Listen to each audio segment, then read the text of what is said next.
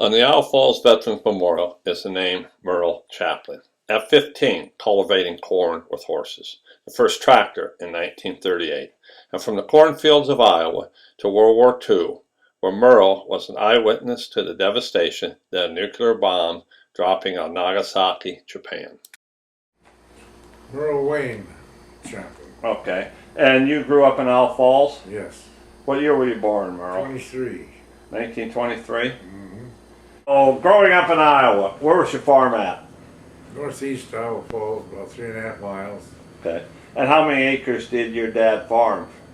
Well, he farmed where we lived, and then he farmed another 100 and some acres besides. We had a hired man. Dad farmed with horses for over 200 some acres.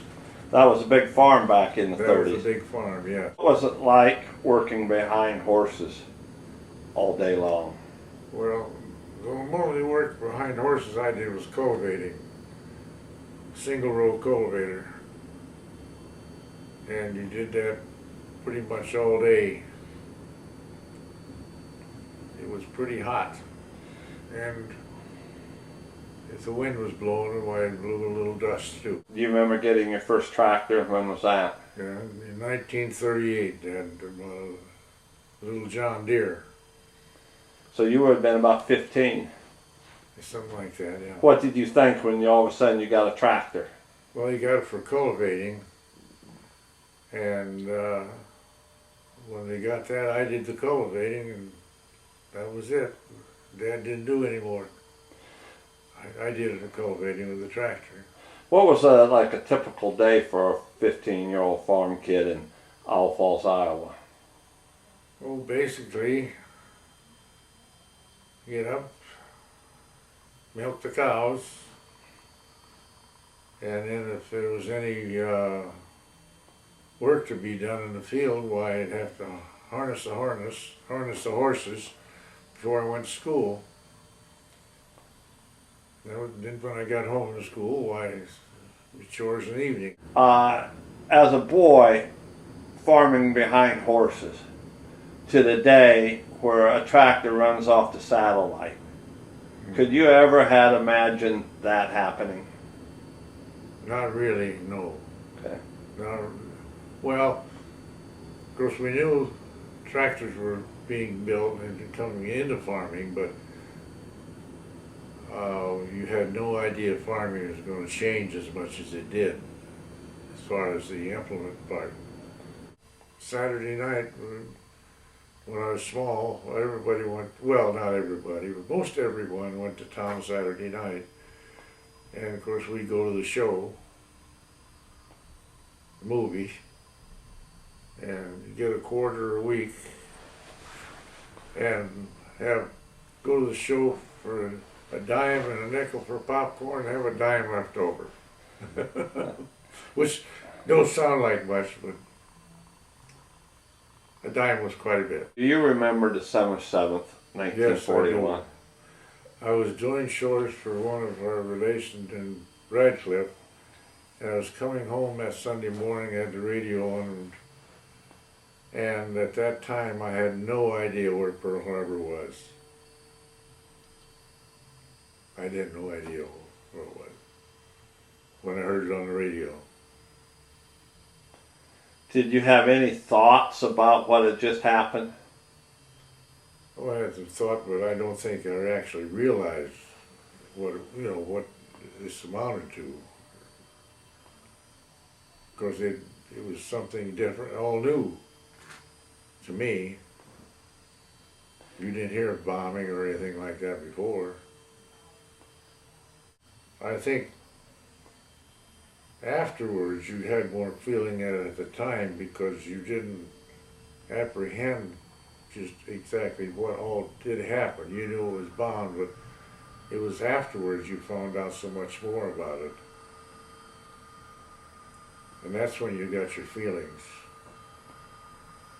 And what were yours? Well, I really don't remember. I know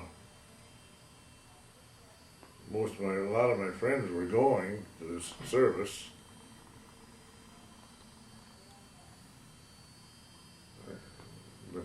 course, you remember things like that. Yeah. And you went in the service. Yes. And how much later did you go in? I after? joined in 41. You Or joined 42, I mean. You joined the service in 42. Yeah. And what branch did you join? Navy. Yes. And where did you take your basic training? Farragut, Idaho. Okay. And then where to? Then went to California and Hawaii.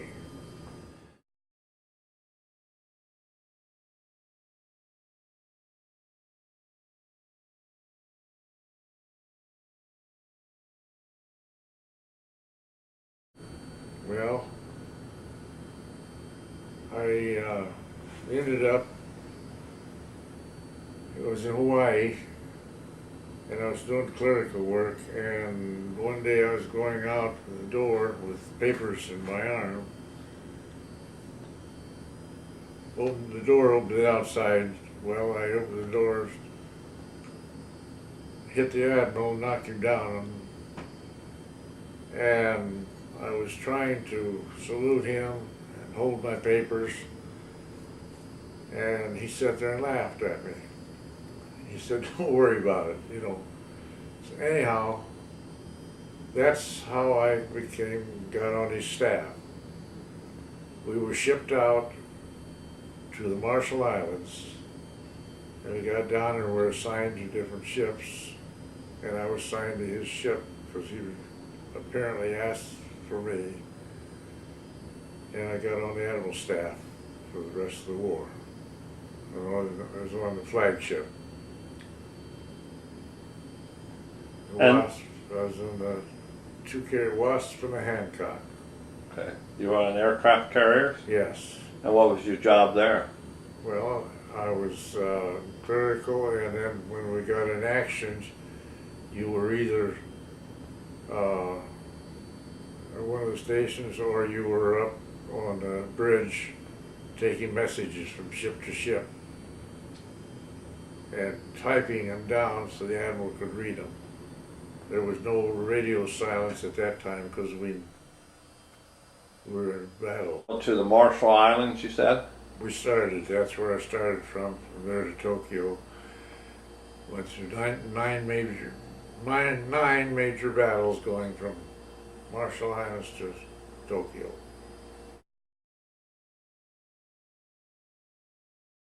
Yeah, well, of course, we were all waiting for him to come home. And some of them, well, if they just happened to run out of gas or something or anything, well, they go down. But we couldn't stop for them. The destroyer had to pick them up. But we had rifles. I didn't have any, but we had fellows that had rifles, and they'd shoot the sharks around the pilot, you know.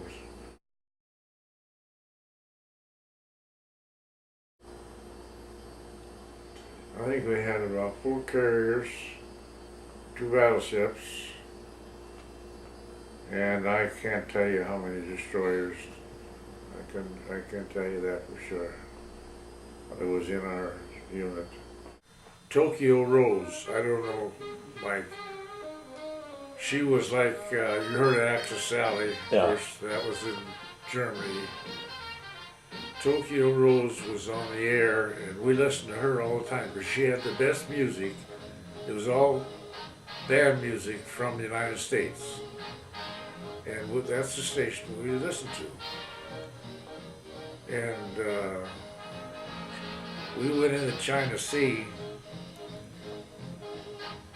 Why, we went into Bashi Channel,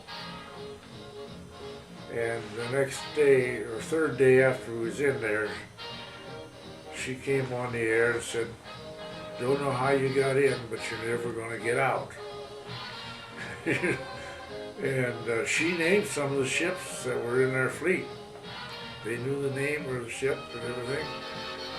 We went out to Bashi Channel, and when we went out, the Jap fleet was waiting for us. And we had quite a battle. It was at night. And this one Jap plane was shot down but it was burning as it came down, and all the whatever was on the sides of the plane was gone. The frame was there, and the man was still sitting in the plane as it went down. I'll never forget that. It was something. It was. That was the only time we had a battle at night with the Jap fleet. The rest of it was mostly in the daytime.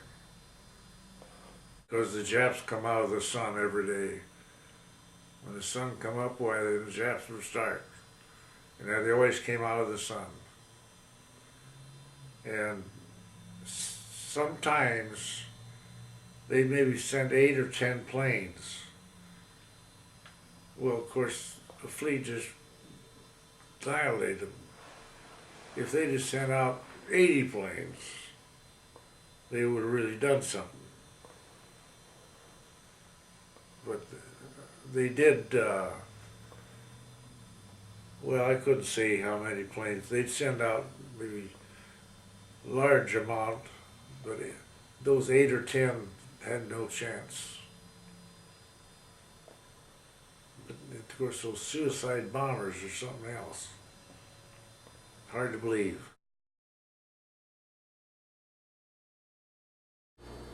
We were in a typhoon 3 days and 4 nights. Couldn't get away from it. What happened was our planes took off to the target, and then when they came back, we got as close as we could get to the land. We followed this typhoon in.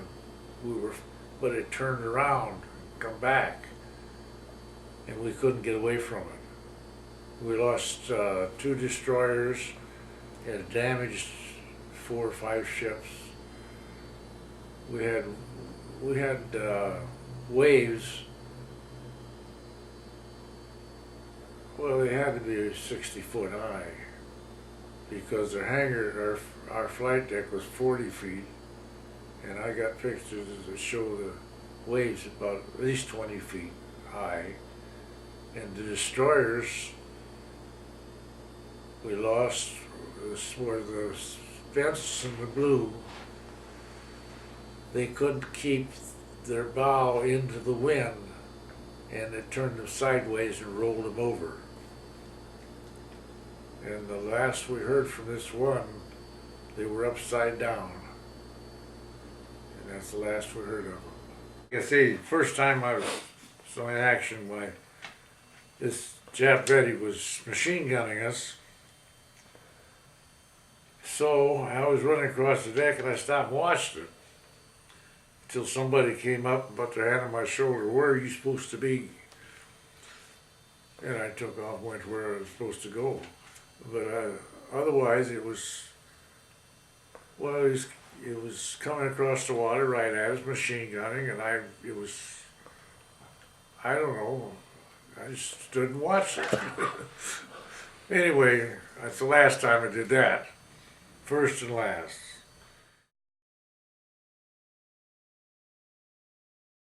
That's our carrier when we were kamikaze, and that's, of course, that's the story in there. But the time I got up on deck, we were below deck. The time we got up on the flight deck, well, the ships were all way far away from us. And I found out afterwards, I didn't know at the time, they were afraid we were going to blow up, so everybody got away from as far as they could. Well, we was hit once on the, when I was on the Wasp, we hit once by a kamikaze, and twice on the Hancock kamikazes. But the one on the Wasp, he hit the forward gun mount. There's 2 people in that, 2 fellows in that, and tore, well, it tore, just busted it up, you know, the plane and everything. The bomb fell in the water, but it didn't go off. Then on the Hancock, the bomb we got came in, and he got about 5 planes, and busted up. I couldn't tell you how many was killed at that. Then the last one we had was the worst one. Came in and the bomb exploded on the hangar deck, but it was right over top of the on the flight deck, but the bomb exploded down through the hangar deck and got everything afire. And what ship was that? Hancock. Hancock? We buried 65, I think it was 65, the third day we buried him at sea, 60-some people, boys. And 3 at a time.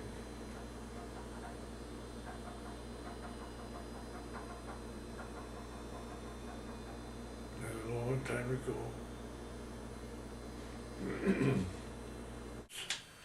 It's, well, like I say, it's all history now, but even so, the fellow beside me was from Waterloo, Jimmy Shields from Waterloo. And he was standing right beside me, and he was killed, and it threw me across the room.